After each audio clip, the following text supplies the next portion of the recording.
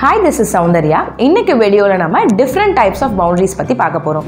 So first வந்து என்னன்னா enmeshed boundaries. So இந்த boundariesல அந்த boundary அப்படினு சொல்லக்கூடிய அந்த லைன் வந்து ரொம்பவும் blurry-ஆ இருக்கும். So நம்ம நிறைய பேர் பார்த்திருக்கோம். நீயும் நானும் வேற வேற இல்ல. நம்ம வந்து ஒண்ணுக்குள்ள ஒண்ணு. நம்ம வந்து நாம் அப்படின்றத தான் பார்க்கணும் அப்படினு சொல்லிட்டு couples கூட வந்து எனக்குன்னு ஒரு லைஃப் தனியா இல்ல, உனக்குன்னு ஒரு லைஃப் தனியா இல்ல. இது நம்மளுடைய லைஃப். நம்ம அப்படி தான் இருக்கணும்ன்றத மாதிரி சொல்லிருப்பாங்க.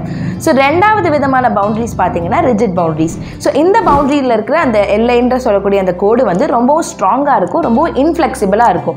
ஸோ இந்த பவுண்டரி செட் பண்றவங்க எப்படி இருப்பாங்கன்னா, இது என்னுடைய பிரைவேட் லைஃப், இது என்னுடைய பப்ளிக் லைஃப், ரெண்டுமே ரொம்பவும் டிஸ்டிங்க்ட் ஆனது. ஸோ என்னோட பிரைவேட் லைஃப்ல நடக்கிற விஷயங்களை நான் பப்ளிக்ல இருக்கிற என்னோட மற்றவங்ககிட்ட நான் பகிர்ந்துக்க மாட்டேன், பப்ளிக்ல கிடைக்கக்கூடிய எக்ஸ்பீரியன்ஸை என்னோட பிரைவேட் லைஃப்ல இருக்கிறவங்க கிட்ட நான் ஷேர் பண்ணிக்க மாட்டேன்னு சொல்லிட்டு ரொம்பவும் டிஸ்டிங்க்டா ரொம்பவும் ரிஜிடா இருப்பாங்க. ஸோ அடுத்த பவுண்டரி பார்த்தீங்கன்னா ஹெல்தி பவுண்டரிஸ். இதுதான் ரொம்பவும் பேலன்ஸ்டானது, ரொம்பவும் மியூச்சுவலி ரெஸ்பெக்ட் கொடுக்கக்கூடிய ஒரு பவுண்டரியா இருக்கு. ஸோ இந்த பவுண்டரிஸ் ஃபாலோ பண்ணாதான் ரிலேஷன்ஷிப் வந்து ரொம்பவும் ஹெல்தியா இருக்கும்.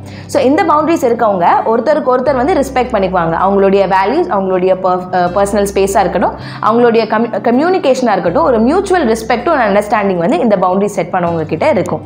ஸோ உங்களுடைய லைஃப்ல வந்து என்ன மாதிரியான பவுண்டரிஸ்லாம் நீங்க பார்த்துருக்கீங்க, நீங்க என்ன மாதிரியான பவுண்டரிஸ் வந்து உங்களுடைய ரிலேஷன்ஷிப்ல செட் பண்ணுவீங்க அப்படின்றத காமெண்ட்ல மென்ஷன் பண்ணுங்க. தேங்க்யூ.